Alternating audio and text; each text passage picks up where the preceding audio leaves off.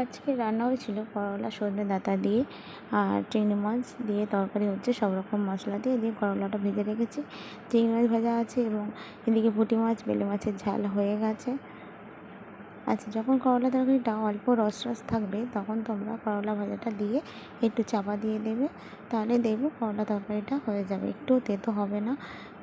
যারা তেতো খাও না তাদের জন্যই বলছি, এরমভাবে করে দেখো, খুব ভালো খেতে লাগে।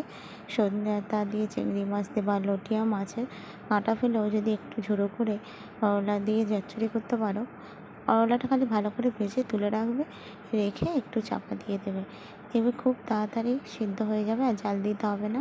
যারা গ্যাসে করো তারা লো স্টিমে রাখবে।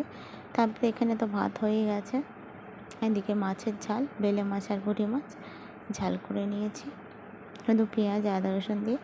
আর চিংড়ি মাছ কটা ভাজা আছে আর কটা চচ্চড়িতে দিয়েছি। কেমন হয়েছে কমেন্ট করে জানিও, কমেন্ট করতে